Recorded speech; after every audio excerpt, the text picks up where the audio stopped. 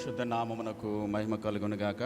చేరువచ్చిన మీ అందరికీ మన ప్రభువును రక్షకుడైన యేసుక్రీస్తు శ్రేష్టమైన నామములో నా ప్రత్యేకమైన వందనాలు తెలియజేస్తున్నాను. మనందరం కూడా ఈ విధంగా కలిసి ప్రభువును ఆరాధించడానికి, ఆయన నామమును మహిమపరచడానికి దేవాతి దేవుడు చూపిన ఆయన మహా గొప్ప కృపను బట్టి మనందరం కూడా చేతులెత్తి దేవునికి స్తోత్రం చేద్దాం. హల్లెలూయా, హల్లెలూయా. కొద్ది నిమిషాలు దేవుని యొక్క వాక్యాన్ని మనం ధ్యానం చేయడానికి ప్రయత్నించేద్దాం. వాక్యము ఇది దేవుని మాట కాబట్టి ఆయన మాటలను మనం వింటూ ఉన్నప్పుడు, ఆయన మాటలను మనము ధ్యానం చేస్తూ ఉన్నప్పుడు అవి మన ఆత్మీయ జీవితాన్ని కట్టుకోవడానికి, మన ఆత్మీయ జీవితాన్ని బలపరుచుకోవడానికి దేవుని వాక్యం ఎంతగానో మనకి సహాయపడుతూ ఉంది. ఈరోజు పాత నిబంధన గ్రంథంలో ఉన్నటువంటి ఒక రాజును గురించి మనం ధ్యానం చేయడానికి ప్రయత్నించేద్దాం. ఇశ్రాయేలీల రాజులలో ఉన్నటువంటి యోధా రాజులలో ఉన్నటువంటి ఒక రాజుని గురించి, ఆయన జీవితాన్ని గురించి మనం ఈరోజు ధ్యానం చేయడానికి ప్రయత్నించేద్దాం. బైబిల్ గ్రంథముల నుండి రాజులు 2వ గ్రంథం 20వ అధ్యాయం 1 నుండి 7 వచనాల వరకు ఉన్న వాక్య భాగాన్ని చదువుదాం. ఆ దినములలో హిజ్కియాకు మరణకరమైన రోగము కలుగగా ఆమోజు కుమారుడును ప్రవక్తయునైన యెషయా అతని యొద్దకు వచ్చి, నీవు మరణమవుచున్నావు, బ్రతుకవు గనుక నీవు నీ ఇల్లు చక్కబెట్టుకొనుమని యెహోవా సెలవిచ్చుచున్నాడని చెప్పగా, అతడు తన ముఖము గోడ తట్టు తిప్పుకొని, యెహోవా, యథార్థ హృదయుడనై సత్యముతో నీ సన్నిధిని నేనెట్లు నడుచుకుంటునో, నీ దృష్టికి అనుకూలముగా సమస్తమును నేనెట్లు జరిగించుతునో కృపతో జ్ఞాపకము చేసుకొనుమని హిజ్కియా కన్నీళ్లు విడిచుచు యెహోవాను ప్రార్థించెను. యెషయా నడిమి సాలలో నుండి అవతలకు వెళ్ళక మునిపే యెహోవా వాక్కు అతనికి ప్రత్యక్షమై ఇలాగు సెలవిచ్చెను, నీవు తిరిగి నా ప్రజలకు అధిపతి అయిన హిజ్కియా యొద్దకు పోయి అతనితో ఇట్లనుము, నీ పితరుడైన దావీదునకు దేవుడగు యెహోవా నీకు సెలవిచ్చినదేమనగా, నీవు కన్నీళ్లు విడిచుట చూచితిని, నీ ప్రార్థన నేను అంగీకరించి ఉన్నాను, నేను నిన్ను బాగు చేసదను, 3వ దినమున నీవు యెహోవా మందిరమునకు ఎక్కిపోవుదువు, ఇంకా 15 సంవత్సరముల ఆయుష్యము నీకిచ్చెదను, మరియు నా నిమిత్తమును నా సేవకుడైన దావీదు నిమిత్తమును ఈ పట్టణమును నేను కాపాడుచు నిన్నును ఈ పట్టణమును అష్షూరు రాజు చేతిలో పడకుండా నేను విడిపించెదను. పిమ్మట యెషయా అంజూరపు పండ్ల ముద్ద తెప్పించుడని చెప్పగా వారు దాన్ని తెచ్చి కురుపు మీద వేసిన తరువాత అతడు బాగుపడెను. తలలు వంచి ప్రార్థన చేద్దాం. ప్రేమ కలిగిన మా ప్రియ పరలోకపు తండ్రి, కృపా కనికరములు కలిగిన మా గొప్ప దేవ, సజీవుడు తండ్రి నాయన సమస్తమును ఏలుచున్నటువంటి మా గొప్ప దేవ, మీకు స్తోత్రాలు. నిత్యము కీర్తింపబడుతున్నటువంటి నాయన పరిశుద్ధుడు అయినటువంటి మా కన్న తండ్రి, మీకు స్తోత్రాలు ప్రభువా. ఇంతవరకు మేమందరము మీ సన్నిధిలో మిమ్మను స్తుతించి ఆరాధించి మహిమపరచడానికి మీ కృపను మాకు అనుగ్రహించినందుకే మీకు స్తోత్రాలు ప్రభువా. ఈ సమయంలో కొద్ది నిమిషాలు మీ వాక్యాన్ని మేము ధ్యానించడానికి మీ పాద సన్నిధికి మేము వస్తూ ఉన్నాం. ఏదైతే లేఖన భాగాన్ని మేము చదువుకున్నామో, హిజ్కియా రాజు యొక్క తండ్రి నాయన జీవితంలో మీరు చేసినటువంటి గొప్ప కార్యములను గురించి తండ్రి నాయన మేము ధ్యానించబోతుండగా మీరు మాతో మాట్లాడండి. మీ వాక్యము ద్వారా మీరు మమ్మలను బలపరచండి. మీ వాక్యము ద్వారా మా జీవితాలను తండ్రి నాయన సరిదిద్దుకోవడానికి, సరిచేర్చుకోవడానికి పరిశుద్ధాత్మదేవ మీ కృపను దేవ మాకు అనుగ్రహించి మాతో సూటిగా స్పష్టంగా మీరు మాట్లాడి మీ నామమునికి మహిమ తెచ్చుకుని కృప చూపించమని యేసుక్రీస్తు నామములో ప్రార్థించి వేడుచున్నాను మా పరమ తండ్రి, ఆమేన్. దేవుడు తన బిడ్డలైనటువంటి వారి పట్ల ఆయన కృపను చూపి కాపాడేటువంటి దేవాతి దేవుడు. దేవుడు సజీవుడైన దేవుడు కాబట్టి ఆయనలో ఉన్నటువంటి ఒక ప్రాముఖ్యమైన లక్షణం ఏంటనంటే, ఎవరైతే ఆత్మీయ జీవితంలో లేకుంటే వారి యొక్క జీవిత విధానంలో తగ్గింపు కలిగి ఉంటారో వారిని హెచ్చిస్తాడని, ఎవరైతే హెచ్చించుకుంటారో వారిని తగ్గిస్తాడన్న సత్యము మనందరికీ తెలిసిన విషయమే. 12 గోత్రాలుగా ఉన్నటువంటి ఆ ఇశ్రాయేలీలు 10 గోత్రాలు ఇశ్రాయేలు రాజ్యంగా, 2 గోత్రాలు కలిసి యోధా రాజ్యంగా విభజించబడ్డాయి. ఈ విభజన జరిగిన తర్వాత ఇశ్రాయేలు రాజ్యాన్ని పరిపాలించేటువంటి రాజుల్లో ఒక్క రాజు కూడా మంచివాడు లేడు. అందరూ కూడా పనికి మాలినటువంటి రాజులే. దేవుని చిత్తాన్ని కానీ దేవుని వాక్యానికి లోబడినటువంటి రాజు ఒక్కడు కూడా లేడు. ఇశ్రాయేల్ రాజ్యము అది అష్షూరు దేశానికి చెరగా కొనిపోయబడి పూర్తిగా ఆ దేశం ధ్వంసమైపోయింది. తర్వాత యూదా రాజ్యమైనటువంటి ఆ యూదా రాజ్యాన్ని పరిపాలించినటువంటి రాజులో అక్కడక్కడ, అంటే అందరూ కాదు, కొంతమంది మంచి రాజులు ఉన్నారు. వాళ్ళలో మొట్టమొదటి రాజు హిజ్కియా రాజు. ఇతని యొక్క ప్రవర్తన గురించి కనుక మనము ఆలోచన చేసినట్లయితే 2వ రాజుల గ్రంథం 18వ అధ్యాయం 2వ వచనం, అతడు ఏలన ఆరంభించినప్పుడు 25 ఏండ్ల వాడై యెరూషలేమును 29 సంవత్సరములు ఏలెను. అతని తల్లి జకరియా కుమార్తె, ఆమెకు అబి అని పేరు. తన పితరుడైన దావీదు చేసినట్లు అతడు యెహోవా దృష్టికి పూర్ణముగా నీతిని అనుసరించెను. ఉన్నత స్థలములను కొట్టివేసి విగ్రహములను పగులగొట్టి దేవతా స్తంభములను పడగొట్టి మోషే చేసిన ఎత్తడి సర్పమును చిన్న భిన్నములుగా చేసెను. దానికి ఇశ్రాయేలీలు నెహుష్టానును పేరు పెట్టి దానికి ధూపం వేయుచు వచ్చి ఉండిరి.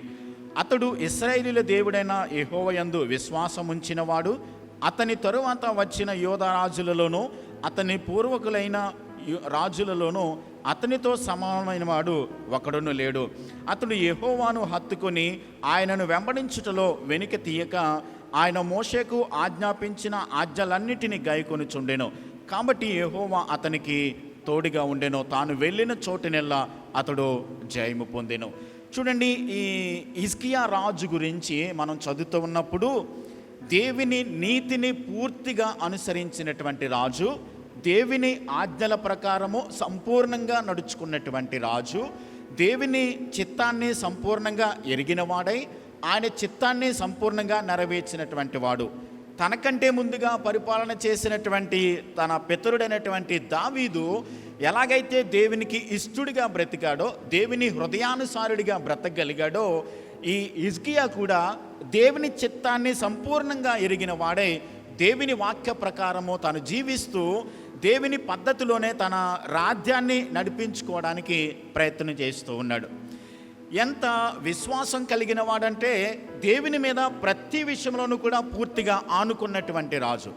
ఒక్కొక్క సందర్భంలో అష్షూరు దేశానికి చెందినటువంటి రాజు సన్హెరీబు అనేటువంటి రాజు ఆయన మీదకి యుద్ధానికి వచ్చినప్పుడు 3 రోజులు ఆ యెరూషలేం పట్టణాన్నంతటిని కూడా ముట్టడి వేసేశారు. ఆ యెరూషలేం యొక్క పట్టణము కొండ మీద కట్టబడింది సొలొమోను పరిపాలన కాలంలో. ఆ చుట్టూ కూడా ఆ యెరూషలేం పట్టణం చుట్టూ కూడా ఇంచుమించుగా 185,000 మంది సైనికులు దాని చుట్టూ మోహరించారు. అయితే ఈ యెరూషలేము పట్టణం అని చెప్పబడుతున్నటువంటి ఆ రాజ్యంలో అప్పటి కాలంలో ఆ రాజ్యాన్ని పరిపాలించేటువంటి కాలంలో ఒకవేళ మేబీ 3,000-4,000 మంది ప్రజలు ఉండొచ్చు. అలాంటి ప్రజలు ఉన్నటువంటి ఆ పట్టణాన్ని ఎంతమంది సైనికులు మోహరించినప్పుడు ఏం చేయాలో అర్థం కాలేదు. గేటులన్నీ మూసేశారు, బయటికి వెళ్ళడానికి లేదు. ఒకవేళ గనక ఎవరైనా బయటికి వస్తే వాళ్ళని చంపేయడానికి శత్రు సైన్యము సిద్ధంగా ఉంది. అలాంటి సందర్భంలో ఈ హిజ్కియా రాజు చేసిన పని ఏంటంటే యెషయా ప్రవక్తకు కబురు పెట్టాడు, ఇదిగో సైన్యము మోహరించి ఉంది, ఏం చేయాలో మాకు అర్థం కావట్లేదు అని చెప్పన్నప్పుడు అతడు దేవుని సన్నిధికి వెళ్ళి ప్రార్థన చేశాడు. ప్రార్థన చేసినప్పుడు దేవుడు భరోసా ఇచ్చాడు వాళ్ళకి, మీరు ఏమి యుద్ధం చేయనవసరం లేదు, మీరేం భయపడనవసరం లేదు, దేవుడు మీకు సహాయం చేయడానికి సిద్ధంగా ఉన్నాడు, దేవుడు మీకు సహాయం చేయడానికి ఆయన ఏర్పాటు చేస్తూ ఉన్నాడు, కాబట్టి మీరు ధైర్యంగా ఉండండి అని చెప్పని యెషయా ప్రవక్త ద్వారా దేవుడు వారికి సమాచారాన్ని పంపించాడు. 3వ రోజున ఏం జరిగిందనంటే రబ్షాకే అనేటువంటి ఆ సైన్యాధిపతి ఒక ఉత్తరం రాసి పంపించాడు. ఏమన్నానంటే, మీరు యెహోవా దేవుని నమ్ముకున్నారేమో, యెహోవా దేవుడు మమ్మల్ని ఈ యొక్క సైన్యం నుండి విడిపిస్తాడని చెప్పని మీరు ధైర్యంగా ఉన్నారేమో, దేవుడు కూడా మిమ్మల్ని ఏం చేయలేడు, తప్పించలేడు అని చెప్పని ఒక ఉత్తరం రాసి అతడు భయంకరంగా మాటలు మాట్లాడుతూ ఆ ఉత్తరాన్ని పంపించాడు దూతల చేత. పంపించిన తర్వాత ఆ ఉత్తరాన్ని తీసుకుని హిజ్కియా రాజు దేవుని మందిరానికి వెళ్ళి దేవుని బలిపీఠం ముందు పెట్టి మోకరించి ప్రార్థన చేశాడు. ప్రభువా, ఇశ్రాయేలీయుల దేవా, ఈ సైన్యాన్ని ఎదుర్కోవడానికి మాకు శక్తి చాలదు, నీవే మాకు దిక్కు, వేరే దిక్కేమీ లేదు అని దేవుని సన్నిధిలో కన్నీరు కార్చి ప్రభు సన్నిధిలో ప్రార్థన చేసినప్పుడు ఆ ప్రార్థన విన్నటువంటి దేవాతి దేవుడు ఒక దూతను పంపించి ఆ రాత్రి యుద్ధం చేయకోకుండా ఒక్క దేవదూత 185,000 మందిని చంపేసింది. ఉదయం చూసేసరికి అందరూ కూడా కలేబరములై ఉన్నారు, చనిపోయారు. మృతదేహాలు కనబడతా ఉన్నాయి. ఎంత విశ్వాసంతో ఈ హిజ్కియా రాజు కత్తి పట్టుకుని యుద్ధం చేయకోకుండా, రక్తం చిందించుకోకుండా ఈ యొక్క యుద్ధాన్ని వారి మీద జయం పొందడం జరిగింది. అలాంటి సందర్భంలోనే రాయబడింది 46వ కీర్తన.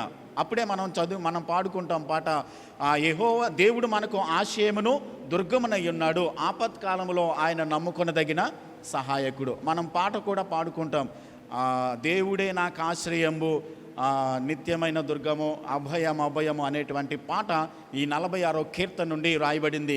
అలాంటి సందర్భంలో రాయబడినటువంటి కీర్తనే ఈ 46వ కీర్తన. అలాంటి విశ్వాసముతో, నమ్మకంతో దేవుని మీద ఆధారపడి గొప్ప విజయాన్ని సాధించినటువంటి ఈ హిజ్కియా రాజు కాలక్రమేణా ఏం జరిగిందని అంటే, ఒక్కొక్క సందర్భంలో ఆయనకు ఒక పుండు లాంటిది వచ్చింది కాలుకి. దానిని ఏమంటారంటే అప్పటి కాలంలో రాచిపుండు అంటారు. అది వచ్చిందనంటే మనుషులు చనిపోవడం తప్ప ఇంక వేరే దానికి ట్రీట్మెంట్ ఏమీ లేదు. ఆనాటి కాలంలో వైద్యము సరిగా అందుబాటులో లేదు కాబట్టి అలాంటి పుండు వేస్తున్నట్లయితే మనుషులు చనిపోవడం తప్ప వేరే అవకాశం లేదు. అలాంటి సందర్భంలో హిజ్కియా బాధపడుతూ ఉన్నాడు. అప్పటికి హిజ్కియాకి రోగం వచ్చేసరికి 39 సంవత్సరాలు, 40 సంవత్సరాలు కూడా నిండలేదు. అప్పటికి హిజ్కియాకు ఇంకా పిల్లలు పుట్టలేదు. అలాంటి సందర్భంలో యెషయా ప్రవక్త వచ్చి ఏమని సమాచారం చెప్తున్నాడని అంటే, రాజుగైన హిజ్కియా, నువ్వు చనిపోతావు, నీ ఇల్లు చక్కబెట్టుకో, నువ్వు బ్రతకవు అని చెప్పాడు. మీరు ఆలోచించండి, ఇంకా తనకున్నటువంటి పరిస్థితి ఎలా ఉంటుందో ఆలోచించండి. ఇంకా పిల్లలు పుట్టలేదు, తన తర్వాత వారసుడు లేడు, తన రాజ్యాన్ని ఎవరికి అప్పగించాలో తెలీదు, ఏం జరగబోతుందో తెలీదు, ఈ రాజ్యాన్ని ఏం చేయాలో, తన భవిష్యత్తు ఏంటో ఏమీ తెలియనటువంటి పరిస్థితులలో దేవుడు ఏమని చెప్తున్నాడు అని అంటే, నువ్వు చనిపోతావు అని చెప్పని సమాచారాన్ని తీసుకొచ్చాడు. అంత విశ్వాసంతో, అంత నమ్మకంతో దావీదు అనుసరించినట్లుగా నీతిని అనుసరించినటువంటి ఈ హిజ్కియా రాజుతో ప్రవక్త అయినటువంటి యెషయా చెప్తున్నాడు, నువ్వు బ్రతకవని. అదేంటండి, నీతిగా బ్రతికే వారికి, యథార్థంగా బ్రతికే వారికి, విశ్వాసంతో ఆయనతో కొనసాగేటువంటి వారికి ఇలాంటి పరిస్థితులు ఎదురవుతాయి అంటారా? ఖచ్చితంగా ఎదురవుతాయి. అలాంటి సందర్భంలో ఎదురవుతున్నప్పటికీ కూడా హిజ్కియా కలవరపడిపోయి, తల్లడిల్లిపోయి, ఇప్పుడు ఏం చేయాలో నాకు అర్థం కావట్లేదని చెప్పి తన భార్యను పిలిచి ఎక్కడెక్కడ ఆస్తులు ఉన్నాయో అవన్నీ చెప్పి ఇవేంటి తాకీదులు రాసి, లేకుంటే తన ఆస్తిపాస్తులు అవన్నీ కూడా ఆస్తినంతడు కూడా పనిచేయడం కానీ ఇలాంటివేమీ కార్యక్రమాలు చేయలేదు ఆయన. తన జీవితంలో ఇంకా ఆఖరి ఘట్టానికి వచ్చేసాడు. ప్రవక్త అయినటువంటి యెషయా చెప్పిన తర్వాత ఏం చేయాలో దిక్కుతోచని పరిస్థితిలో ఉన్నప్పుడు అతడు ఒక మంచి నిర్ణయాన్ని తీసుకున్నాడు. ఇక్కడ యెషయా ప్రవక్త గురించి మీరు ఆలోచించండి. అంతకుముందే సైన్యం వచ్చి వారిని మోహరించినప్పుడు దేవుడు మీకు తోడుగా ఉన్నాడు, దేవుడు నీకు సహాయం చేస్తాడు, నువ్వు భయపడాల్సిన అవసరం లేదు, నీ రాజ్యాన్ని దేవుడు ఆశీర్వదించబోతున్నాడు, దీవించబోతున్నాడు, ఇంకా అనేకమైన విజయాలు ప్రభు మీకు ఇవ్వబోతున్నాడు అని చెప్పినటువంటి ఆ ప్రవక్త వచ్చి మరలా ఏం సమాచారం చెప్తున్నాడని అంటే, నువ్వు చనిపోతావని చెప్తున్నాడు. ఇది మీరు ఆలోచన చేసినట్లయితే పాస్టర్లకు ఇది చాలా ఛాలెంజ్ అనమాట. ఎవరైనా హాస్పిటల్లో ఉన్నారనుకోండి, వాళ్ళ దగ్గరికి వెళ్ళి ప్రార్థన చేయడానికి వెళ్తున్నప్పుడు వాళ్ళకి ఈ సమాచారం చెప్పు, నువ్వు చనిపోతావని చెప్పి అని అన్నారు అనుకోండి, పాస్టర్ గారి పరిస్థితి ఎలా ఉంటుందో ఒకసారి ఆలోచించాను. ప్రవక్త ఇదే చెప్తున్నాడు, రాజు అయినా ఆయన ఏదైనా చేయగలడు. అయినా కానీ ఈ సమాచారాన్ని పట్టుకుని వెళ్ళి ధైర్యంగా హిజ్కియా రాజుతో చెప్తా ఉన్నాడు, నువ్వు చనిపోతావని చెప్పాడు. కాబట్టి మనం ఆలోచించాలి, ఈ యెషయా ప్రవక్త చాలా ధైర్యం కలిగినటువంటి వ్యక్తి. ఇంచుమించుగా 3 రాజుల పరిపాలన కాలంలో ఈ సుదీర్ఘమైనటువంటి ప్రవక్తగా 50 సంవత్సరాలు దేవుని సమాచారాన్ని ప్రజలకు తెలియచేసినటువంటి ధైర్యశాలి అయినటువంటి ప్రవక్త. దేవుడే చెప్పాడు, హిజ్కియా లాంటి రాజు మరొకడు లేడు, ఇలాంటి వాడు ఉండడు, ఇంతకు ముందు లేడు, ముందు కూడా ఉండబోడు అనేటువంటి సాక్ష్యాన్ని కూడా దేవుడే అతనికి చెప్పాడు. అయినప్పటికీ కూడా మనము ఆలోచించవలసిన విషయం ఏంటంటే, అంత గొప్ప సాక్ష్యాన్ని పొందినటువంటి హిజ్కియా రాజుకు దేవుడు ఎలాంటి సమాచారాన్ని తెలియచేసినప్పుడు ఆ రాజు ఏమీ కలవర చెందలేదు, భయపడలేదు. అతడు చేసినటువంటి ఒక పనిని మనము చూస్తూ ఉన్నాం. ఏం చేశాడని అంటే, గోడ తట్టు తన ముఖాన్ని తిప్పుకొని దేవునికి అతడు ప్రార్థన చేయడం మొదలుపెట్టాడు. దేవుణ్ణి ప్రశ్నించలా, ఎందుకని? నేను నీతిగా నడుచుకుంటున్నాను, నేను యథార్థంగా నడుచుకుంటున్నాను, నేను భక్తి మార్గంలో నడుస్తున్నాను, విశ్వాసంతో ఉన్నాను, నాకెందుకు ఇలాంటి పరిస్థితిని సమాచారాన్ని అందించామని చెప్పని హిజ్కియా రాజు దేవుని ప్రశ్నించలేదు, లేకుంటే ఆస్తుపాస్తులన్నీ సెటిల్మెంట్ చేయాలని ఆలోచించలేదు, లేకుంటే నా భవిష్యత్తు ఏంటని చెప్పని దిగులు చెందలేదు, ఏం జరగబోతుందో అనే ఆలోచనలు ఇవేవి తన మనసులో పెట్టుకోలేదు, ఆలోచించలేదు. ఒకటి మాట గుర్తుపెట్టుకోవాలి. రోమిలికి రాసినటువంటి పత్రిక 9వ అధ్యాయము 18వ వచనం, రోమన్స్ 9:18.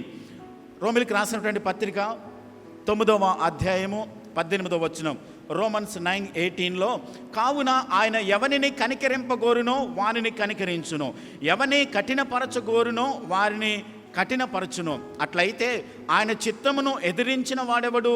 ఆయన ఇకను నేరము మోపనేలా అని నీవు నాతో చెప్పుదువు. అవును గాని ఓ మనుషుడా, దేవునికి ఎదురు చెప్పుటకు నీవెవడవు? నన్నెందుకిలాగు చేసితివని రూపింపబడినది రూపించిన వానితో చెప్పవచ్చునా? ఒక ముద్దలో నుండియే ఒక ఘటము ఘనతకును ఒకటి ఘనహీనతకును చేయుటకు మంటి మీద కుమ్మరి వానికి అధికారం లేదా? దేవుడు సర్వభౌమాధికారం కలిగిన దేవుడు, ఆయన సావరినిటీ కలిగినటువంటి సర్వశక్తి కలిగిన దేవుడు.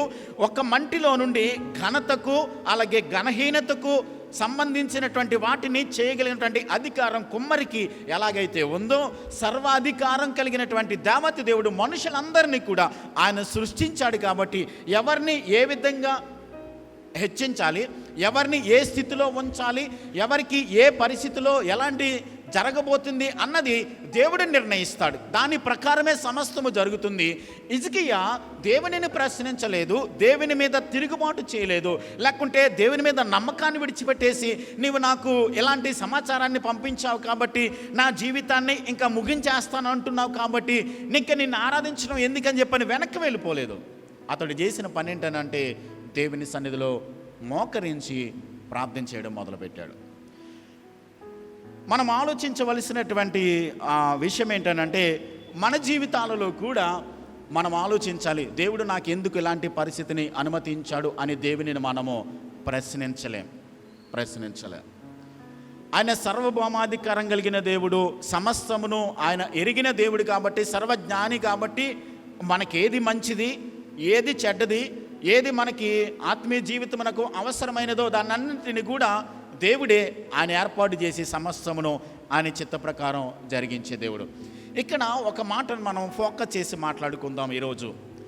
హిజ్కియాతో ప్రవక్త ఏం చెప్తున్నాడనంటే, నీ ఇల్లు చక్కబెట్టుకో, నువ్వు సెటరేట్ చేసుకో నీ ఇంటిని, నీ ఇల్లు చక్కబెట్టుకుని నువ్వు సిద్ధపాటు కలిగి ఉండు అని చెప్పి అంటున్నాడు. నీ వెంటనే చనిపోతావు అని చెప్పట్లేదు. ఇక్కడ ఏమంటున్నాడనంటే, నీ ఇల్లు చక్కబెట్టుకో అంటే కొంత టైంను హిజ్కియాకు దేవుడు ఇస్తూ ఉన్నాడు. అంటే తన జీవితంలో ఇంకా సెటరేట్ చేసుకోవాల్సినవి ఏమైనా మిగిలి ఉన్నాయేమో, లేకుంటే ఇంకా తాను తీసుకోవాల్సిన నిర్ణయాలు ఏమైనా ఉన్నాయేమో, వాటన్నిటినీ నిర్ణయాలు తీసుకోవడానికి, సెటరేట్ చేసుకోవడానికి దేవుడు ఒక అవకాశాన్ని ఇస్తూ ఉన్నాడు. నువ్వు చనిపోతావు, సెటరేట్ యువర్ హోమ్ యాజ్ ఒక ఆర్డర్లో దానిని నువ్వు సెట్ చేసుకోమని చెప్పని చెప్తా ఉన్నాడు. ఒక మాట మనకి మన భారతదేశంలో, ప్రపంచ దేశంలో బాగా పేరుగాంచినటువంటి ఒక దైవ సేవకుడు మీరు వినే ఉంటారు, రవి జకర్యాస్. మీరు వినే ఉంటారు రవి జకర్యాస్ అని చెప్పని చాలా భక్తి కలిగినటువంటి దైవ సేవకుడు. దేవుని వాక్యాన్ని అనర్గళంగా మాట్లాడగలిగినటువంటి దైవ సేవకుడు. చాలా బైబిల్లో ఉన్నటువంటి చిక్కుతో కూడినటువంటి ప్రశ్నలకు చాలామందికి కూడా, చాలామంది స్కాలర్స్కి తేలికగా అవలీలగా సమాధానాన్ని చెప్పగలిగినంత జ్ఞానం కలిగినటువంటి దైవ సేవకుడు రవి జకర్యాస్. అతడు చాలా చాలా ఉన్నతమైన స్థితికి దేవుడు అతన్ని తీసుకుని వెళ్ళాడు. చాలా గొప్ప గొప్ప స్థలాల్లో, గొప్ప గొప్ప ప్రదేశాల్లో మంత్రుల ముందు, రాజకీయ నాయకుల ముందు నిలబడి దేవుని వాక్యాన్ని ప్రకటించి వారిని ఒప్పింప చేయగలిగినంత జ్ఞానం కలిగినటువంటి దైవ సేవకుడు. అయితే 2020 సంవత్సరం మే నెల 24వ తారీఖున అతడు క్యాన్సర్తో చనిపోవటం జరిగింది. అతడు చనిపోయిన తర్వాత తన జీవితాన్ని గురించి స్టడీ చేశారు. ఆయన అమెరికా దేశంలో సెటిల్ అయ్యాడు, చాలా ప్రాంతాలకు తిరిగాడు, హాంకాంగు అలాగే చాలా చాలా దేశాలకు వెళ్ళి సువార్తను ప్రకటించినటువంటి దేవ సేవకుడు. అయితే అతని గురించి చాలా విషయాలు ఏవైతే అతను భక్తి జీవితం అని చెప్పి మనం మాట్లాడుకుంటున్నామో, ఏవైతే ఆత్మీయుడని, ఏదైతే భక్తి గలవాడని, విశ్వాసం గలవాడని, వాక్య జ్ఞానం కలిగిన వాడని, దేవుని వాక్యాన్ని అనలగ్రంగా చెప్పగలిగిన వాడని, దేవుని వాక్యాన్ని అనేక మందికి ప్రకటించినప్పుడు ఒప్పింప చేయగలిగినటువంటి జ్ఞానం కలిగినటువంటి వ్యక్తిని మనం ఆత్మీయ స్థితి గురించి మనం మాట్లాడుకుంటున్నామో, దానికి ఎగ్జాక్ట్గా ఆపోజిట్లో అతని క్యారెక్టర్ బయటపడింది. అతని క్యారెక్టర్ ఏం జరిగిందని అంటే, తన విశ్వాస జీవితంలో, తన భక్తి జీవితంలో, తన సేవా పరిచర్యలో అతడు దేవుని సేవలో ఏవైతే చేయకూడదో వాటన్నిటిని తన జీవితంలో చేసుకుంటూ వచ్చాడు. ఏవైతే దేవుడు ఒప్పుకొనడో ఆ కార్యాలన్నీ కూడా అతడు చేసుకుంటూ వచ్చాడు. మీరు యూట్యూబ్లో చూడండి, రవి జకర్యాస్ అని చెప్పని మీరు టైప్ చేస్తే అతని జీవితం మొత్తం బయటకు వస్తుంది. దేవుడు ఏదైతే అతనిని హెచ్చించాడో, అతని జీవితాన్ని ఆశీర్వదించాడో, అతను అనేక మంది వాళ్ళతో పాపపు క్రియలు చేసి దేవుడు అసహించుకునేటువంటి భయంకరమైన పాపపు జీవితాన్ని జీవించి వీటన్నిటిని కూడా ఒక్కసారి బయటకు వచ్చినప్పుడు ప్రపంచం ఆశ్చర్యపోయింది అతని గురించి విన్నప్పుడు. ఇదేంటి, ఇంత మంచి సేవకుడు, ఎంత గొప్ప దైవ సేవకుడు, దేవుని వాక్యాన్ని బాగా ప్రకటించగలిగినటువంటి వాడు, మంత్రులకు, అధికారులకు, చాలా గొప్ప గొప్ప రాజకీయ నాయకులకు వాక్యాన్ని ప్రకటించి చాలా ఉన్నతమైన స్థితిలోకి వెళ్ళినటువంటి ఈ దైవ సేవకుడు ఇలా ఉన్నాడేంటి? తన ఇంటిని అతడు చక్కబెట్టుకోలేకపోయాడు. తన హృదయాన్ని, తన జీవితాన్ని, తన దేవుడు ఏదైతే ఆలయమని చెప్పి పిలిచాడో ఆ దేవుని యొక్క ఆలయమైనటువంటి తన ఇంటిని తాను చక్కబెట్టుకోకుండా తను వృధా చేసుకున్నాడు. అతని జీవితంలో బయటపడిన తర్వాత ఎంతోమంది స్త్రీలతో అతడు పాపం చేశాడు, ఎన్నో అపవిత్రమైన కార్యాలు చేశాడు, ఎన్నో భయంకరమైనటువంటి అబద్ధాలు మాట్లాడాడు. ఆ విషయాలన్నీ కూడా ఆయనతో పాటు పరిచర్యలో ఉన్నటువంటి నమ్మకంగా కొనసాగినటువంటి చాలామంది కూడా వాళ్ళు ఏం చెప్పారని అంటే, చిట్ట చివరిగా క్యాన్సర్తో మంచం మీద పడున్నప్పుడు అతడు ఇంకా కొద్ది రోజుల్లో చనిపోతాడు అన్న టైంలో కూడా అతను ముఖం ఎలా పెట్టాడంటే, దేవునికి తన జీవితంలో చేసినటువంటి పొరపాట్ల గురించి ఒప్పుకోవడానికి పశ్చాత్తాపం కానీ, మారు మనసు పొందడానికి తన జీవితంలో తను కలిగి ఉన్నటువంటి వేరే పద్ధతి కానీ, లేకుంటే కన్నీరు కార్చి దేవుని దగ్గర తన పాపాన్ని ఒప్పుకోవడం కానీ ఏమీ చేసినట్లుగా వాళ్ళు చెప్పలేదు. వాళ్ళు ఏమని సాక్ష్యం చెప్పారని అంటే, చనిపోయే వరకు కూడా దేవునితో నేను బాగానే ఉన్నాను, నా సంబంధం బాగానే ఉంది, నేను దేవుడు ఆశించిన రీతిలోనే నా పరిచర్య చేశాను అన్నట్టుగానే ముఖం పెట్టాడు. కానీ తన జీవితాన్ని సెటరేట్ చేసుకోవడానికి అతడు ఎన్నడూ ప్రయత్నం చేయలేదు అనేటువంటి సాక్ష్యాన్ని మేము వినడం జరిగింది. చూడండి, తన యొక్క భక్తి జీవితంలో, తన సేవా జీవితంలో తన ఇల్లును చక్కబెట్టుకోడు. ఎంతోమంది ఇల్లును చక్కబెట్టడానికి ప్రయత్నం చేశాడు, కానీ తన ఇంటిని అతడు చక్కబెట్టుకోలేకపోయాడు. రవి జకర్యాస్ పరలోకానికి వెళ్ళాడా లేదా నాకు తెలీదు. ఏమో దేవుడు ఎలాంటి పరిస్థితిని అతనికి ఇస్తాడో నాకంటే తెలియదు. కానీ దేవుడు పద్ధతిలో వాక్యానుసారంగా ఏ పనినైతే చేయకూడదో, ఏ విషయాన్నైతే అతడు దేవుని వాక్య క్రమంలో చేయకూడదని దేవుడు చెప్పాడో అవే పనులు చేస్తూ వెనకాల ఎవరికీ తెలియకోకుండా చాలా జాగ్రత్తగా మేనేజ్ చేసుకుని వచ్చాడు. చివరికి అతడు చనిపోయిన తర్వాత ఆ విషయాలన్నీ కూడా బయటకు వచ్చినాయి. ఎంక్వైరీ చేసినప్పుడు అతని గురించి ఈవెన్ సెక్యులర్ ఛానల్స్లో కూడా అవి బయటకు వచ్చినప్పుడు దేవుని నామమునకే అవమానం కలిగేంతగా అతడు తన జీవితాన్ని జీవించడం జరిగింది. కాబట్టి మనము ఆలోచించవలసిన విషయం ఏంటంటే, దేవుని వాక్యం సెలవిస్తూ ఉంది, దేవుడు మనకి జీవితాన్ని ఇచ్చాడు, దేవుడు మనకి ఒక కాలాన్ని నిర్ణయించాడు. ఎప్పుడు మన జీవితం ముగిసిపోతుందో మనకి తెలీదు. కాబట్టి దేవుడు మనకి ఇచ్చినటువంటి జీవిత కాలంలోనే హిజ్కియాతో దేవుడు ఎలాగైతే నీ ఇంటిని చక్కబెట్టుకో అని చెప్పి దేవుడు సెలవిచ్చాడో, ఈరోజు కూడా మనతోనే దేవుడు మాట్లాడుతున్నాడు. ఏమన్నానంటే, మనం ఇంకా సెటరేట్ చేసుకోవలసినటువంటి విషయాలు ఏమైనా ఉన్నాయేమో. దేవుని రాకడెప్పుడో, మన పోకడెప్పుడో మనకు తెలీదు. గత 2 వారాలుగా మనం ధ్యానం చేసాం. యేసయ్య రాకడ గురించి మనం ధ్యానం చేసాం. ఆయన రాకడలో ఏం జరగబోతుందో, ఆయన ఏం చేయబోతున్నాడో, ఎలాంటి పరిస్థితులు మనం చూడబోతున్నామో అన్నవి సూటిగా స్పష్టంగా మనం నేర్చుకున్నాం. హిజ్కియా జీవితం ద్వారా మనం నేర్చుకోవాల్సిన ప్రాముఖ్యమైన సత్యం ఏంటంటే, దేవుని సన్నిధిలోనికి అతడు వచ్చి దేవుని దగ్గర తనకు ఈ మరణ వార్త వినగానే దేవుని దగ్గరికి వెళ్ళి తన జీవితాన్ని ఒక్కసారి పశ్చాత్తాపంతో దేవుని దగ్గర కన్నీటితో ప్రార్థన చేస్తూ ఉన్నాడు. ఒక్కసారి చదువుదాం చూడండి. 20వ అధ్యాయంలోనే 2వ వచనం. అతడు తన ముఖము గోడ తట్టు త్రిప్పుకొని, యెహోవా యథార్థ హృదయుడనై సత్యముతో నీ సన్నిధిని నేనెట్లు నడుచుకుంటేనో, నీ దృష్టికి అనుకూలంగా సమస్తమును నేనెట్లు జరిగించుతునో కృపతో నన్ను జ్ఞాపకం చేసుకొనమని హిజ్కియా కన్నీళ్లు విడిచుచు యెహోవాను ప్రార్థించను. అతడు ఏమంటున్నాడు అని అంటే, ఇక్కడ ఒక మాట మనం అర్థం చేసుకోవాలి. హిజ్కియా దేవుని సన్నిధికి వెళ్ళి నేను ఎలా యథార్థంగా నడుచుకున్నానో, ఎలా నీతిగా నడుచుకున్నానో, ఎలా విశ్వాసంగా నడుచుకున్నానో, నా యథార్థతను బట్టి, నా నీతిని బట్టి, నా విశ్వాసాన్ని బట్టి నా కాలాన్ని పెంచు అని అతడు ప్రార్థన చేయట్లా. ఏమంటున్నాడంటే, ప్రభువా నేను యథార్థంగా ఎలా నడుచుకున్నానో దానిని బట్టి నీ కృపను బట్టి నాకు ఆయుష్యమని అడుగుతున్నాను. నీ కృపను బట్టి ప్రభువా, నీ కృప ద్వారా నాకు సహాయం చేయి, నీ కృప ద్వారా నన్ను బ్రతికించు, మరలా ఆయుష్నిమ్మని దేవుని సన్నిధిలో అతడు కన్నీరు కార్చి దేవుని సన్నిధిలో ప్రార్థన చేస్తూ ఉన్నాడు.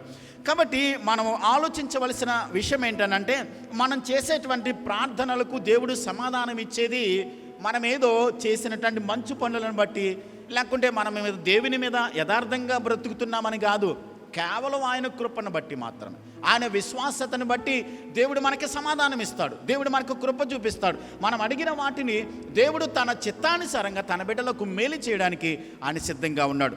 కాబట్టి ఇక్కడ హిజ్కియా జీవితాన్ని మనం చూస్తూ ఉన్నప్పుడు గోడ తట్టు తిరిగి కన్నీరు కార్చి దేవుని సన్నిధిలో ప్రార్థన చేస్తూ ఉన్నాడు. ప్రభువా నన్ను కరుణించు, ఎలా నీ సన్నిధిలో నేనున్నాను అని చెప్పని దేవుని సన్నిధిలో అతడు ప్రార్థన చేస్తూ ఉన్నాడు. పశ్చాత్తాపముతో దేవుని సన్నిధిలో అతడు ప్రార్థన చేస్తూ ఉన్నాడు.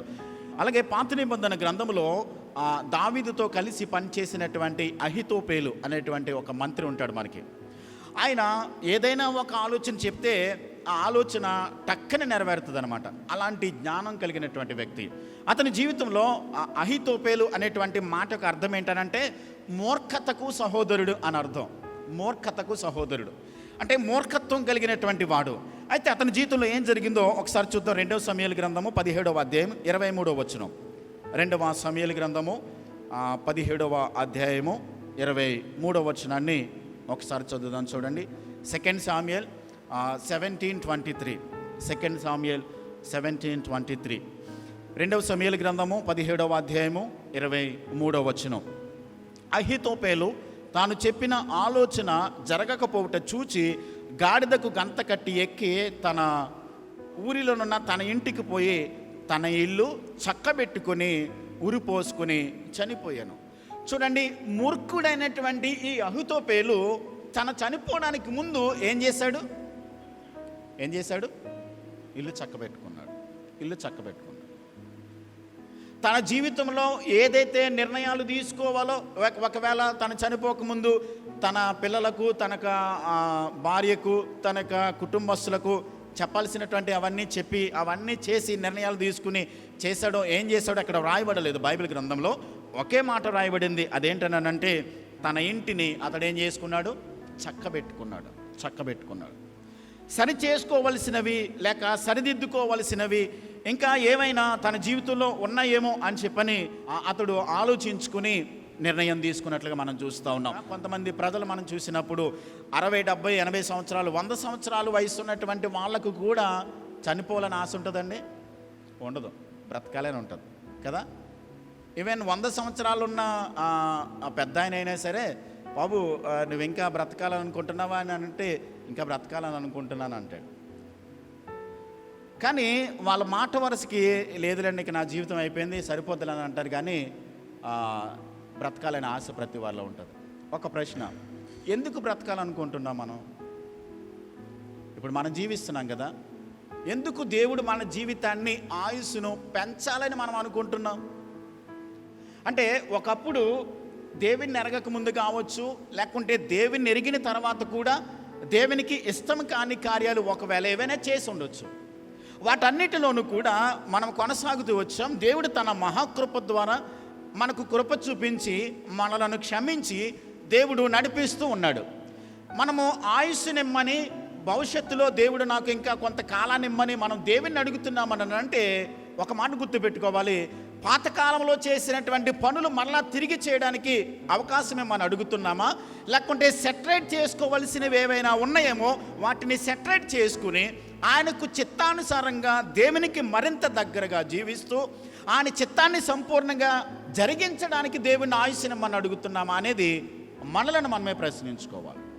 చూడండి, మనము పాత నిబంధన గ్రంథంలో సంసోను గురించి మనం చదువుకుంటాం.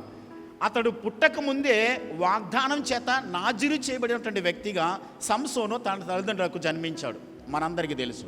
దేవుని ఆత్మచేత అభిషేకించబడినటువంటి సంసోను అతడు ఎక్కడికి వెళ్ళినప్పటికీ కూడా ఆ విజయాన్ని నుంచి దేవుడు అతన్ని నడిపించుకుంటూ వచ్చాడు. దేవుని చిత్తాన్ని నెరవేర్చవలసినటువంటి సంసోను తన జీవితంలో ఎన్నడూ కూడా దేవుని చిత్తాన్ని చేశాడా? చేయలేదు. ఎప్పుడు కూడా పాపంలోనే బ్రతుకుతున్నాడు. తన జీవితాన్ని ఆ స్త్రీలకు అప్పగించి వ్యభిచారం చేస్తూ పాపం చేస్తూ బ్రతుకుతూనే వచ్చాడు. అయితే ఒక మాట, చిట్ట చివరిలో ఆ ఫిలిస్తీన్ల దాగోను దేవత గుడి దగ్గరికి అతను తీసుకుని వచ్చి కళ్ళు 2 తీసేసి ఆ గుడి దగ్గర 2 స్తంభాలకు కూడా అలా నిలబడ్డాడు. అక్కడ ఒక ప్రార్థన చేశాడు. ఈ వెంట్రుకలన్నీ కూడా క్షౌరం చేసేశారు. ప్రభువా, ఒక్కసారి నన్ను జ్ఞాపకం చేసుకోమని చెప్పని అతడు పశ్చాత్తాపడ్డాడు. మనము పాత నిబంధన గ్రంథంలో బాగా జ్ఞానం కలిగినటువంటి వ్యక్తి సొలొమోను. అతని వంటి జ్ఞానవంతుడు లేడు, ఇంతకు ముందు కూడా ఉండడని సాక్ష్యం చెప్పిన సొలొమోను పేరు సైతం విశ్వాస వీరుల జాబితాలో లేదు. మీరు ఎబ్రీ పత్రిక 11వ అధ్యాయం చదివితే విశ్వాసుల వీరుల జాబితాలో సొలొమోను యొక్క పేరు లేదు. కానీ జీవితకాలం అంతా కూడా పాపములో జీవించి తన ఇష్టానుసారంగా జీవించి దేవుని చిత్తాన్ని నెరవేర్చనటువంటి సంసోను పేరు విశ్వాసుల వీరుల జాబితాలో పట్టిలోకి వచ్చింది. అతడు చిట్ట చివరిగా పశ్చాత్తాపడి దేవుని సన్నిధిలో ప్రార్థన చేశాడు. కానీ పశ్చాత్తాపడిన తర్వాత దేవుడు మరలా ఆయుష్ని ఇవ్వచ్చు కదా, ఏమండి, జీవితకాలాన్ని ఇవ్వచ్చు కదా. తన పాపాన్ని ఒప్పుకున్నాడు కదా, ప్రభువా నన్ను క్షమించమని. ఎందుకు అప్పుడు దేవుడు తన కాలాన్ని ముగించేశాడో తెలుసా? ఒకవేళ ఆయుష్ని ఇస్తే, ఒకవేళ మరలా జీవితాన్ని ఇస్తే తిరిగి కుక్కతోక వంకర అన్నట్టుగా మరలా జీవితాన్ని కొనసాగిస్తాడు. అందుకనే అంతటితో తన జీవితాన్ని క్లోజ్ చేసేసాడు. దేవుడు క్లోజ్ చేసేసాడు.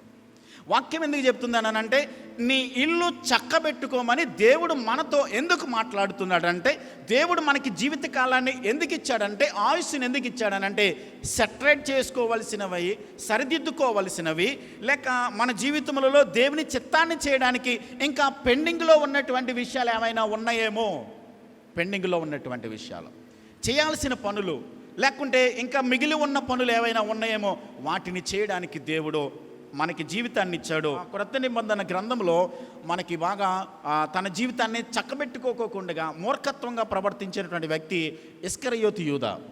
అతడు తన జీవితంలో అవకాశాలు ఇవ్వబడ్డాయి. దేవుని పరిచర్యలో ఉన్నాడు. సత్యాన్ని, దేవుని రాజ్యాన్ని బోధించేటువంటి దేవునితోనే ఉన్నాడు. అతడు 3.5 సంవత్సరాలు పరిచర్యలో ఉన్నాడు. నమ్మకంగా ఉండడానికి బదులుగా డబ్బు సంచి దగ్గర పెట్టుకున్నాడు, దొంగతనం చేస్తూ ఉన్నాడు. ఎప్పుడు కూడా తన జీవితాన్ని సరిదిద్దుకోవడానికి ప్రయత్నించలేదు. చిట్ట చివరి క్షణంలోనైనా సరే అతనికి అవకాశం వచ్చినప్పటికీ కూడా తన జీవితాన్ని సరిదిద్దుకోలేదు. ఉరిపెట్టుకుని చనిపోయాడు, మనందరికీ తెలుసు. కాబట్టి ఈ వాక్యం సెలవిస్తూ ఉంది, మన జీవితంలో మనము సరిదిద్దుకోవలసినటువంటి విషయాలు మనము ఏవైనా ఉన్నాయేమో దేవుని సన్నిధిలో మనము ఒక్కసారి మనల్ని మనమే సరిదిద్దుకోవడానికి, చక్కబెట్టుకోవడానికి, మన ఇంటిని సరిదిద్దుకోవడానికి మనము ఒక్కసారి ఆలోచన చేయాలని మనం నేర్చుకుంటూ ఉన్నాం. చాలామంది ఏం చేస్తారని అంటే, దేవుని సన్నిధి నుండి అంటే దేవునికి దగ్గరగా రావడానికి బదులుగా హిజ్కియా ఏం చేశాడు? తనకి యెషయా చెప్పినటువంటి వెంటనే అతడు దేవుని నుంచి దూరంగా వెళ్ళలేదు. ఏం చేశాడు? దేవునికి దగ్గరగా వచ్చాడు. దేవుని సన్నిధిలో మోకరించి కన్నీరు కార్చి ప్రభువా నాకు సహాయం చేయమని దేవునికి దగ్గరగా వచ్చాడు. ఎప్పుడు మనం దేవునికి దూరంగా వెళ్ళిపోతామనంటే, దేవునికి దగ్గరగా ఉండవలసినటువంటి మనము దేవుని మీద ఉన్నటువంటి విశ్వాసాన్ని, దేవుని మీద ఉన్నటువంటి నమ్మకాన్ని, మన భక్తిని ఎప్పుడైతే మనం విడిచిపెట్టేస్తామో అప్పుడు దేవుని నుంచి దూరంగా వెళ్ళిపోవడానికి ప్రయత్నం చేస్తూ ఉంటాం. కాబట్టి ఇతడు దేవుణ్ణి ప్రశ్నించలేదు. తన జీవితంలో ఏదైనా నెగిటివ్గా జరుగుతున్నప్పటికీ కూడా తన జీవితంలో అతడు ఏమీ కూడా బాధపడలేదు. దేవుని సన్నిధికి వెళ్ళి మోకరించి దేవుని సన్నిధిలో అతడు ప్రార్థన చేశాడు. అంటే ఇక్కడ మొత్తం రాయబడలేదు, కానీ ఒకవేళ ఇతడు ప్రార్థన చేసి ఉండొచ్చు. ఒకవేళ నేను ఎక్కడైనా తప్పిపోయానేమో, ఎక్కడైనా నీకు విరోధంగా పాపం చేశానేమో, నన్ను నేను సరిదిద్దుకోవడానికి నీ దగ్గరికి వస్తున్నాను అని చెప్పని దేవుని సన్నిధిలో అతడు ప్రార్థన చేస్తూ ఉన్నాడు. దావీదు కూడా 51వ కీర్తన 4వ వచనంలో 51వ కీర్తన 4వ వచనంలో అతడు పాపం చేసిన తర్వాత దేవుని సన్నిధికి వచ్చి అతడు ప్రార్థన చేస్తున్నాడు. ప్రభువా, పాపినైనా నన్ను కరుణించుము, నన్ను క్షమించుము, నీ ఎదుటనే నేను పాపం చేశాను, కేవలం నీకు వ్యతిరేకంగా నేనేం చేశాను? పాపం చేశాను, పాపినైన నన్ను క్షమించుమని దేవుని సన్నిధిలో దావీదు ప్రార్థన చేయగలిగాడు. అందుకనే అతడు నిజమైన పశ్చాత్తాపముతో, నిజమైన మారు మనసుతో దేవుని సన్నిధికి తిరిగాడు. కాబట్టి దేవుడేమన్నాడనంటే, దావీదు నా హృదయానుసారుడు అని చెప్పని దేవుడు సాక్ష్యం చెప్పాడు. అంత మాత్రమే కాదు, మనం క్రొత్త నిబంధన గ్రంథంలో లూకాసు వార్త 15వ అధ్యాయంలో మనం చదువుకుంటాం. తండ్రి దగ్గర నుండి చిన్న కుమారుడు ఆస్తిని తీసుకుని దూరదేశం వెళ్ళిపోయాడు. అతడు దుర్వ్యాపారం చేశాడు, తన జీవితాన్ని పాడు చేసుకున్నాడు, తన దగ్గర ఉన్నటువంటి ధనాన్నంతటిని కూడా వ్యయం చేశాడు. తను ఇష్టానుసారంగా బ్రతికిన తర్వాత తినడానికి ఏమీ లేక ఆకలితో బాధపడుతున్నప్పుడు తండ్రి గుర్తుకొచ్చినప్పుడు అతడు అనుకున్నాడు, ఏం నిర్ణయం తీసుకున్నాడు అని అంటే, నా తండ్రి దగ్గరికి వెళ్ళి నేను కుమారుడిని అనిపించుకోవడానికి నాకు అర్హత లేదు, యోగ్యత లేదు. నా తండ్రి దగ్గరికి వెళ్ళి మీ ఇంటిలో ఒక పనివాడిగా నన్ను చేర్చుకోమని నేను అడుగుతానని చెప్పని పశ్చాత్తాపముతో, మారు మనసుతో తన్ను తాను తగ్గించుకుని హృదయంలో విధేయత కలిగి తండ్రి దగ్గరికి తిరిగి వస్తూ ఉన్నాడు. చూడండి, తండ్రి అతన్ని ఏం చేశాడు? చేర్చుకున్నాడు. కాబట్టి దావీదు పాపం చేసినప్పుడు ఆ పాపంలోనే అలాగే కొనసాగలేదు. దేవుని దగ్గరికి వచ్చి పశ్చాత్తాపడి విడిచిపెట్టి దేవుని మార్గంలో నడవడానికి తీర్మానించుకున్నాడు. తప్పిపోయిన కుమారుడు తన పరిస్థితి చాలా దారుణమైన స్థితికి వెళ్ళిపోయినప్పుడు ఆ స్థితిలోనే కొనసాగాలనుకోలేదు.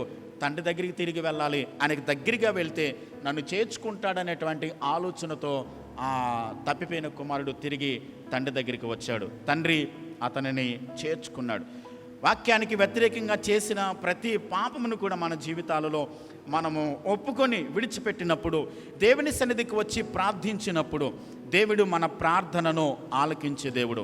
కీర్తన గ్రంథం 50వ కీర్తన 15వ వచనం, ఆపత్కాలమున నీవు నన్ను గూర్చి మొరపెట్టుము, నేను నిన్ను విడిపించదును, నీవు నన్ను మహిమపరచెదవు. దేవుని దగ్గరికి వచ్చి మనం మొరపెట్టుకున్నప్పుడు, మనలో ఉన్నటువంటి బలహీనతలను దేవుని దగ్గర అడిగినప్పుడు, దేవుని సన్నిధిలో ప్రార్థించినప్పుడు మన జీవితాలలో దేవుడు కార్యం చేస్తాడు. చూడండి, హిజ్కియా మధ్య వయసులోనే ఒకవేళ కనుక ఈ 39 సంవత్సరాలలోనే ఒకవేళ చనిపోయాడు అనుకోండి, లోకం ఏమంటుంది? అతన్ని ఏదో పాపం చేశాడేమో, ఏదో తప్పు చేశాడేమో, అందుకనే దేవుడు అతన్ని శిక్షించాడని చెప్పానంటారు. కానీ హిజ్కియా జీవితం ఎలాగుంది? దేవుని చిత్తాన్ని నెరవేర్చేదిగా, దేవుని విశ్వాసంలో కొనసాగుతున్నవాడిగా, దేవుని నీతిని జరిగించేటువంటి వాడిగా ఉన్నప్పటికీ కూడా అతని జీవితంలో ఎలాంటి సమస్య వచ్చినప్పుడు, ప్రభువా నన్ను కృపతో జ్ఞాపకం చేసుకోనిమని దేవుని సన్నిధికి వచ్చి అతడు ప్రార్థన చేస్తూ ఉన్నాడు. చూడండి, మనం పాత నిబంధన గ్రంథంలో ప్రధాన యాజకుడైనటువంటి ఏలీ మనకు కనబడతాడు. అతని కుమారులు యాజకత్వం చేస్తూ ఉన్నారు, దేవుని మందిరంలో పాస్టర్లుగా పనిచేస్తూ ఉన్నారు.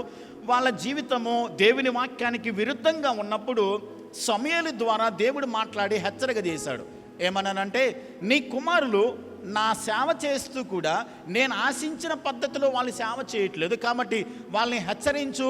ఒకేనో రోజున నీ కుటుంబాన్నంతటిని కూడా దేవుడు నాశనం చేయబోతున్నాడు. అంత మాత్రమే కాదు, నీ కుటుంబంలో అంటే ముసలివాడనేవాడు ఎన్నడూ కూడా నీ కుటుంబంలో ఉండడని చెప్పని దేవుడు వార్నింగ్ ఇచ్చినప్పటికీ కూడా ఏలి తన కుమారులు చేసినటువంటి దానిని గద్దించుకోకుండా, వాళ్ళని సరిచేయకుండా ఉన్నాడు. ఏం జరిగిందో మనందరికీ తెలుసు. 1 సమూయేలు గ్రంథం 4వ అధ్యాయంలో యుద్ధంలో ఒకే రోజున తన ఇద్దరు కుమారులు అలాగే ఏలీ కూడా అదే రోజున తన ఇంటి దగ్గర చనిపోవడం మనం చూస్తూ ఉన్నాం. అంటే దేవుడు హెచ్చరిక చేస్తూ ఉన్నప్పుడు సరిదిద్దుకోమని, సరి చేసుకోమని, లేకుంటే చక్కబెట్టుకోమని దేవుడు మనకి హెచ్చరిక చేస్తూ ఉన్నప్పుడు మనము గమనించాలి, ఆయన ప్రతి దానిని కూడా ఏం చేస్తాడు?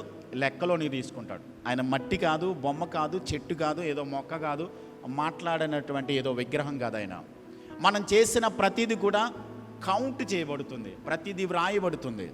కాబట్టి మనం చేసిన ప్రతి దానికి దేవునికి లెక్క చెప్పాలి. ఆ దానిని బట్టి మనం దేవుని ముందు నిలబడాల్సి ఉంది. కాబట్టి భూమి మీద ఉండగానే ప్రతి దానిని కూడా ఒక్కసారి మనం సరిదిద్దుకోవడానికి, ఒకవేళ మన జీవితంలో ఏదైనా లోపాలు ఉన్నట్లయితే ప్రభు దగ్గర మనం సరి చేసుకోవడానికి ప్రయత్నం చేయాలి. చూడండి, హిజ్కియా చేసినటువంటి ప్రార్థనలో యథార్థత కనబడుతుంది. ప్రభువా నేను యథార్థ హృదయంతో ఎలా నడుచుకున్నానో అని చెప్పని దేవుని దగ్గరికి వచ్చాడు. అతనిలో విధేయత కనబడుతుంది, తగ్గించుకుని దేవుని సన్నిధిలో కన్నీరు కార్చి ప్రార్థన చేస్తూ ఉన్నాడు. అంత మాత్రమే కాదు, అతని యొక్క జీవితంలో న్యాయం కనబడుతుంది. అన్యాయం అనేది అతడు చేయలేదు. దేవుని సన్నిధికి వచ్చి వీటన్నిటితో యథార్థతతో, విధేయతతో, న్యాయముతో దేవుని సన్నిధికి వచ్చి ప్రార్థన చేస్తూ ఉన్నాడు. వేషధారణతో వచ్చి తనేదో ఏ తప్పు చేయలేదన్నట్టుగా సరిదిద్దుకోవడానికి నేను అలా ఉన్నానని చెప్పట్లా.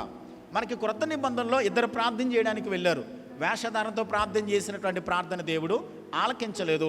యథార్థ హృదయముతో పశ్చాత్తాపంతో ప్రార్థన చేసినటువంటి ఆ సుంకరి ప్రార్థన దేవుడు ఆలకించి అతనికి సమాధానం ఇచ్చాడు. మనం దేవుని సన్నిధికి వెళ్ళినప్పుడు ఎలాంటి హృదయంతో ప్రార్థన చేస్తూ ఉన్నాం? యథార్థ హృదయంతో చేసే ప్రార్థన దేవుడు ఆలకిస్తాడు. సామెతల గ్రంథంలో మనం చదువుకుంటాం, 15వ అధ్యాయం 8వ వచనం అనుకుంటాను, యథార్థవంతుల ప్రార్థన ఆయనకు ఆనందకరము, ఆయన వారి ప్రార్థనల వైపు ఆయన చెవులు తెరిచి ఉంచుతాడంట. అంటే యథార్థ హృదయంతో మనం ప్రార్థన చేయకపోతే ఒకటి అర్థం చేసుకోవాలి, చెవులు దేవుడు మూసుకుంటాడు. యథార్థ హృదయంతో దేవుని సన్నిధికి వచ్చి ప్రార్థన చేస్తే వారి ప్రార్థన చేస్తున్నప్పుడే దేవుడు వారికి ప్రార్థనకు సమాధానం ఇస్తాడు. చూడండి, హిజ్కియా దేవుని సన్నిధికి వెళ్ళి యథార్థ హృదయంతో ప్రార్థన చేశాడు. యెషయా ఇంకా ఇల్లు దాటి వెళ్ళలేదు, ఏమండి, సావిడిలోనే ఉన్నాడు. వెంటనే దేవుని సమాచారం అతనికి వచ్చింది. మరలా తిరిగి వెళ్ళి 15 సంవత్సరాలు నీకు ఆయుష్ని ఇస్తానని చెప్పని దేవుడు వెంటనే సమాధానం ఇచ్చాడు. అంటే మనం నేర్చుకోవలసిన ప్రాముఖ్యమైన సత్యం ఏంటంటే, యథార్థ హృదయముతో విధేయతతో దేవుని సన్నిధిలో ప్రార్థన చేసినప్పుడు దేవుడు మన ప్రార్థన ఆలకిస్తాడు, మన ప్రార్థన దేవుడు అంగీకరిస్తాడు. దేవుని కనికరం మనకు కనబడతా ఉంది. ఇక్కడ దేవుడు కృప చూపించాడు హిజ్కియా మీద. దేవుడు కనికరాన్ని చూపించి చాలా త్వరగా ప్రార్థన దేవుని సన్నిధికి చేరింది. త్వరగానే దేవుడు జవాబు అతనికి ఇచ్చినట్లుగా మనం చూస్తూ ఉన్నాం. ఒక మాట చదువుదాం. 1 పేతురు రాసిన పత్రిక 3వ అధ్యాయము 12వ వచనం. 1 పీటర్ 3:12లో, ప్రభు కన్నులు నీతిమంతుల మీదనో ఆయన చెవులు వారి ప్రార్థనల వైపునను ఉన్నవి, కానీ ప్రభు ముఖము కీడు చేయు వారికి ఎలా ఉంది? విరోధంగా ఉంది. ఆయన ముఖాన్ని తిప్పేసుకుంటాడు. ఆయన నీతిని అనుసరించి, యథార్థతను అనుసరించి, న్యాయమును అనుసరించి, విధేయతతో ప్రభు సన్నిధిలో మనం ప్రార్థన చేస్తే ఆయన మన ప్రార్థన వైపు తన ముఖాన్ని తిప్పుకొని మన ప్రార్థన వినడానికి ఆయన చెవులు మన వైపు ఆయన తెరిచి ఉంచుతాడు. కీడు చేయవారికి ప్రభు ముఖము ఎప్పుడు కూడా ఎలా ఉంటుంది? వెనక్కే ఉంటుంది అనేటువంటి సత్యాన్ని వాక్యంలో మనం చూస్తూ ఉన్నాం. ఒక మాట మనం గుర్తుపెట్టుకోవాలి. ఇక్కడ హిజ్కియా దేవుని సన్నిధికి వెళ్ళి ప్రార్థన చేశాడు. ప్రార్థన చేసిన తర్వాత దేవుడు అతని ప్రార్థన ఆలకించి మరలా యెషయా ప్రవక్త చెప్పి మరలా 15 సంవత్సరాలు నీకు ఆయుష్ని ఇస్తానని చెప్పని ఆయుష్ని ఇచ్చాడు. ఇప్పుడు దేవుడు ఆయుష్ని ఇచ్చిన తర్వాత నిజానికి హిజ్కియా ఏం చేయాలి? మీరు చెప్పండి న్యాయంగా. ఇప్పుడు నువ్వు చనిపోతావని చెప్పని దేవుడు ప్రవక్తను పంపించి చెప్పినప్పుడు గోడ తట్టు ముఖాన్ని తిప్పుకుని రహస్యమైనటువంటి ఆ స్థలంలో ప్రభు దగ్గర ప్రార్థన చేశాడు. యథార్థంతో, న్యాయంతో, విధేయతతో ప్రార్థన చేశాడు. మరలా దేవుడు 15 ఏళ్ళు ఆయుష్ పెంచాడు. ఇప్పుడు ఈ 15 సంవత్సరాలు కూడా హిజ్కియా ఎలా బ్రతకాలండి? దేవుడు చెప్పినట్లుగానే యథార్థంగా, నీతిగా, మునుపటి కంటే బ్రతికిన దానికన్నా ఇంకా దేవుని మీద విశ్వాసాన్ని పెంచుకుని తన భక్తిని ఇంకా ఇంప్రూవ్మెంట్ చేసుకుని దేవునికి మరింత దగ్గరగా జీవించాలి. కానీ హిజ్కియా చేసిన పని ఏంటో తెలుసా? 2వ దినవృత్తాంతాల గ్రంథం 2 Chronicles 32:25. 2 Chronicles 32:25. 2వ దినవృత్తాంతాల గ్రంథం 32వ అధ్యాయం 25వ వచనాన్ని ఒకసారి చదువుదాం. 34వ వచనం చదువుతున్నాను. ఆ దినములలో హిజ్కియా రోగి అయి మరణ దశలో నుండెనో అతడు యెహోవాకు మొర్రపెట్టగా ఆయన అతనికి తన చిత్తమును తెలియపరిచి అతనికి సూచన ఒకటి దయచేశాను. అయితే హిజ్కియా తన మనస్సును గర్వించి తనకు చేయబడిన మేలుకు తగినట్లు ప్రవర్తింపనందున అతని మీదకిని యోధా యెరూషలేముల వారి మీదకిని కోపము రాగా, ఇక్కడ మనం చూస్తూ ఉన్నాం. దేవుని సన్నిధిని అతడు ఏం చేశాడు? తగ్గించుకోవడానికి బదులుగా అతడు గర్వించాడు. 15 సంవత్సరాలు ఆయుష్నిచ్చిన తర్వాత దేవుడు కృప చూపించి అతనిని ఆశీర్వదించిన తర్వాత మరొక 15 సంవత్సరాలు పెంచిన తర్వాత అప్పటి వరకు 39 సంవత్సరాల వరకు పిల్లలు పుట్టలేదు. ఎప్పుడైతే దేవుడు మరలా ఆయుష్నిచ్చాడో అతని జీవితంలో ఒక కుమారుడు కలిగాడు. అతని పేరే మనష్షే. యోధా రాజ్యాన్ని పరిపాలించినటువంటి పనికి మాలిన రాజుల్లో భయంకరమైన రాజు ఎవడంటే మనష్షే రాజు. ఇశ్రాయేలీయులు చెరలోకి వెళ్ళిపోవడానికి ప్రాముఖ్యమైన కారకుడు ఎవడనంటే మనష్షే చేసిన పాపాన్ని బట్టే ఇశ్రాయేలీయులు చెరలోకి వెళ్ళిపోయారు. కాబట్టి అలాంటి అవకాశాన్ని ఇచ్చినటువంటి దేవాతి దేవుని సన్నిధిలో హిజ్కియా తగ్గించుకోవడానికి బదులుగా గర్వపడ్డాడు. అంటే దేవుడు మన జీవితాల్లో అవకాశాన్ని ఇచ్చినప్పుడు, దేవుడు మన జీవితాలలో మనల్ని ఆశీర్వదించినప్పుడు మరింత దగ్గరగా దేవునికి దగ్గరగా వచ్చి ఆయనకు మహిమ తెచ్చే బిడ్డలుగా బ్రతకాలి. కానీ దేవునిని విడిచి దూరంగా వెళ్ళిపోయేవారిగా ఉండకూడదని దేవుని వాక్యం మనకి స్పష్టంగా నేర్పిస్తూ ఉంది. ఒక్కసారి మనమే మన జీవితాన్ని గురించి మనం ఒకసారి ఆలోచించేద్దాం. ఒకవేళ ఇంకా వరకు మనము మన ఆత్మీయ జీవితాన్ని వాక్యం అనే పునాది మీద ఇంకా కట్టుకోలేదేమో, కట్టుకోవడానికి ప్రయత్నించేద్దాం. ఒకవేళ దేవునితో మనము ఇంకా విధేయతలో ఒకవేళ సంపూర్ణంగా విధేయతలో నడవలేకపోతున్నామేమో, సంపూర్ణంగా విధేయతతో నడవడానికి ప్రయత్నించేద్దాం. మూడవది, ఒకవేళ ఎవరితోనైనా మనం అసమాధానంగా ఉన్నామేమో, మనము చక్కబెట్టుకోవడానికి, అంటే మన ఇల్లు చక్కబెట్టుకోవలసిన విషయాల గురించి నేను చెప్తున్నాను.